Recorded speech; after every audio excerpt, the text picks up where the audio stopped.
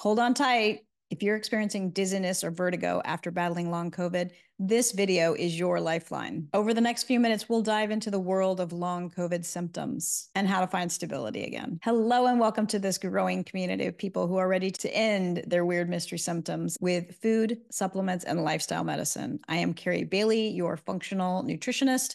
I work with people with anxiety, depression, and other weird mystery symptoms. In this video, you'll learn about dizziness and the symptoms associated with dizziness. You'll learn what's causing dizziness, what's happening in your body during dizziness, and how you can use specific foods, roots, and herbs to heal. Dizziness is one of several neurological symptoms that you may be experiencing with long COVID. You might call your dizziness vertigo or Meniere's disease if you've been to a medical doctor and had a diagnosis. In this video, I'm assuming you've been to your doctor and you've had a thorough examination and all the tests needed to clarify what's behind your dizziness. And likely you ended up with either no solution or no answer from the medical community. And this dizziness is often misdiagnosed because it's actually a neurological issue. So what's causing this dizziness? Let's jump into the physiology. What's happening is that the vagus nerve, which is the longest nerve in your body, it swells and becomes inflamed, which is causing different symptoms such as dizziness, feeling like you're riding on a boat or you're on a plane with turbulence. Your vagus nerve is responsible for equilibrium. This vertigo sensation is feeling off balance. Vertigo can be accompanied with nausea or also visual disturbances. You might feel that either your body or your environment is around you is spinning. And as I said, could be accompanied with or without nausea, and it could be with or without lightheadedness. What's happening with this dizziness or vertigo is that your vagus nerve and your phrenic nerve become sensitized or allergic to the neurotoxins and causing the inflammation.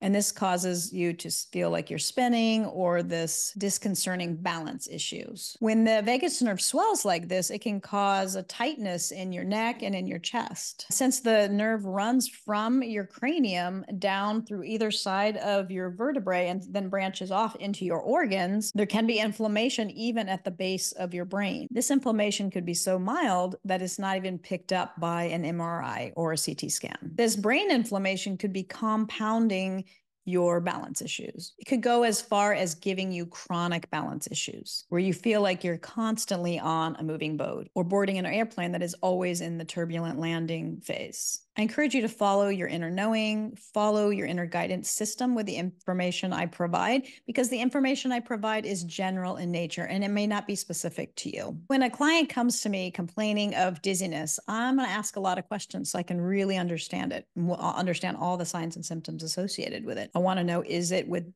nausea or not? Because obviously that'll impact, is it the vagus nerve or is it the phrenic nerve or both? Did you have any kind of injury that could have been involved? And did you have COVID? Did this happen from late 2019 or later? Did you have COVID? Did you have the vaccine? What other events were at play since you've gotten this dizziness? And what other symptoms are you experiencing? Are you feeling weak and confused? Is this dizziness constant or is it on and off? Is it the same across the day? Is it worse in the morning, better at night? Or vice versa? What triggers the dizziness? Is it head movements? Is it right to left head movements? So it's like the neck moving? Is it just with fast movements or with slow movements? Is light or sound impact the dizziness? My clients generally report that the dizziness comes when they're moving their head right to left or when they're reaching down to pick something up off the ground. And does exercise trigger this? Is it just with intense exercises? Is it just with weights where you're moving up and down? If you're walking or running and you're moving straight without turning your head, is that an issue? And then, of course, the other thing I need to know is, how is this impacting your life? What lifestyle modifications do we need to put in as we heal? Because obviously it's going to take time to heal. There are no quick fixes for this. And so as we're healing, what modifications do we need to make in your life so that you can still function? We want to look at your posture, right? I work with people virtually so I can see on the camera, and I might ask them to turn their head. So if you have that turtleneck, right? If you have that neck that's sticking out from being on your phone or being on the computer, you might need some adjustments, some chiropractic adjustments. Again, how is it that you're moving and using your body so that we can get you moving and using your body in a way that might not trigger the dizziness? Depending on the severity of it, this dizziness could be debilitating, could interfere with the daily functioning of your life. If you're a parent and you have a child and it's an inability to pick up the child and to put the child down and interact with the child because you can't move, you're like a stone, like a statue. It's important to understand too that dizziness, when you look at it sort of step back at the 10,000-foot level, dizziness can be caused by alcohol, drugs, and migraines, for instance. So we want to understand that those part of the picture.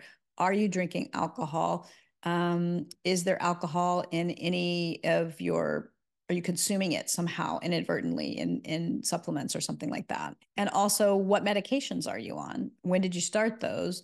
And what are the side effects listed on those medications? A lot of times somebody might start a medication, maybe they're on it for a year and that's a side effect. Dizziness is a side effect, but they don't realize because the dizziness didn't come along for a year after they're on that medication. And they didn't realize that that's a side effect. So it's important to just have that knowledge. On the medications that you're on is one of the side effects dizziness. Do you have migraines? And this can be a contributing factor because it's affecting the same area. So this vagus nerve kind of again starts in the brainstem, but it actually kind of goes up and wraps around here. You know, a lot of times the headaches can start in this area, and that's the same area that can be inflamed by the vagus nerve. It can be inflamed right there as well. It's really important to review your history thoroughly to understand all the signs and symptoms. That's going to give us the best clues, better than any kind of test that they have out there to figure out what's going on for you. I love to look at a chronological timeline. And so I would encourage you on your own to write chronologically when these events happen.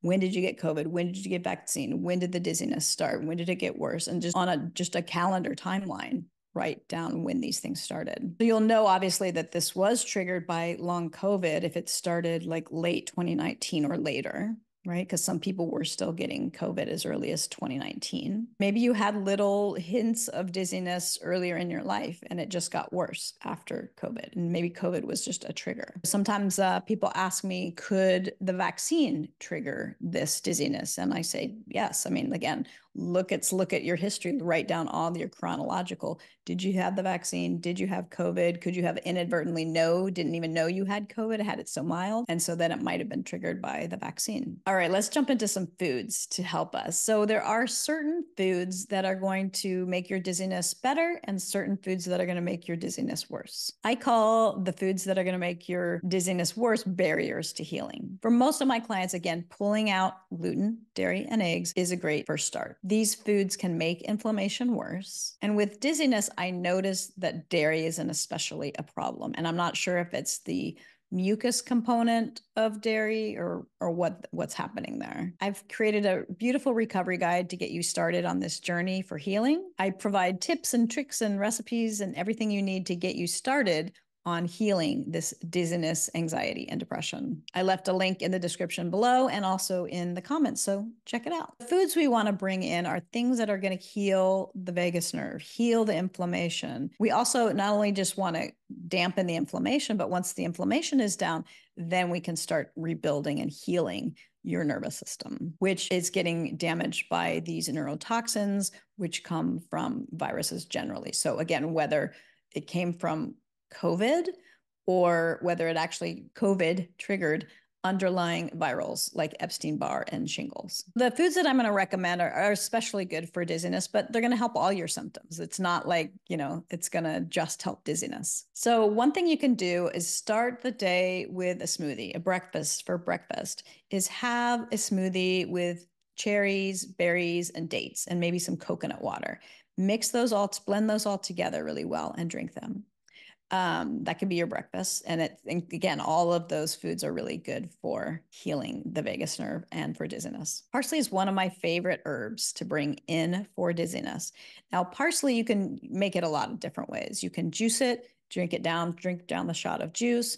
You can add the parsley to your fruit smoothie. However you need to get parsley in on a daily basis, that would be really healing. Leafy greens are really good. And anytime leafy greens are a healing food, I like to bring in a salad. Now, you can bring in a smoothie if you're not a salad person, that totally works. But I like salads. Hopefully you do too. Bring in a salad with a leafy green. That leafy green could be arugula, it could be butter lettuce. And to that salad, you can add some avocado, which helps restore the central nervous system. And again, it's a good source of healthy fats.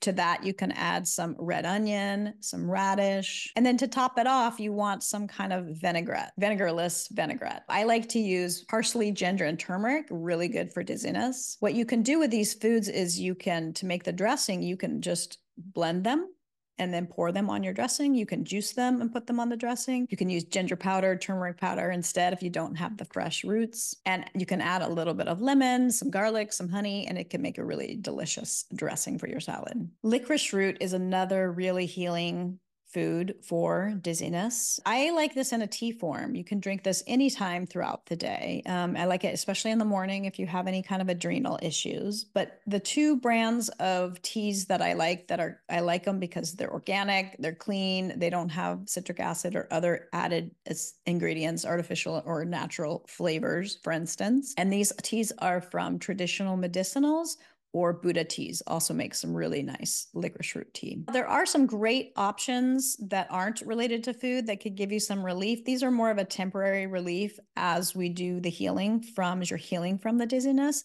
And this would be things like cranial sacral or any other kind of manipulation of your spine and your neck that a chiropractor might do, or a doctor of osteopathy might do. Because the vagus nerve and the phrenic nerve both start again at the base of your skull, at the base of your spine here, and they both run down your neck. So any neck issues are going to aggravate this dizziness. And so again, if we can relieve that a little bit, and then the vagus nerve follows your spine all the way down, and the phrenic nerve goes down your neck as well in the same place, only it goes past your heart and kind of goes to your diaphragm, where your vagus nerve goes more towards your organs. And any kind of alignment issues are going to really serve you to relieve that dizziness. But again, it might not be a permanent solution, so you still want to look for other solutions. Before I jump into my favorite tincture to help with dizziness and vertigo, give me a thumbs up if you're loving this video, and also consider subscribing to my channel so that you can see more of my videos as I release them each week. My favorite tincture herb to bring in for dizziness is Lamadium, and it is an herb that is native to the Western US. It is antibacterial, antiviral, and antiseptic. It's been used by the Native Americans a lot for lung and breathing issues, also especially if you have pneumonia. Lamadium is actually really popular for practitioners when you're dealing with influenza. So if you're dealing with the flu, Lamadium could really help you prevent it and also heal it. Now, I will warn you, Lamadium is not the tastiest of herbs, right? Some herbs can be really earthy and not so delicious. And so there's some tricks around it. You can, usually it comes with a dropper. You can put it in the back of your throat and then chase it with some water or some juice. Like there's a lot of ways you can take it, even though it's not so super pleasant. The brand that I like is Nature's Answer Lamadium Root Extract. I'll share a link to that in the description as well. So let's recap. Dizziness, vertigo, or feeling like you're riding on a boat is due to inflammation of the vagus and or the phrenic nerves that was caused by an underlying viral infection that was triggered by COVID, the vaccine, or other events. Make sure you get my guide to get you started on healing from this dizziness. Cranial sacral, other physical manipulation by a chiropractor or a doctor of osteopathy can be really helpful as you bring in the specific foods, roots, and herbs that are going to help you heal the dizziness and the associated symptoms. Lastly, my favorite herbal tincture is Lamadium herb. That's it for today. Thank you so much for watching, and I'll see you in the next video.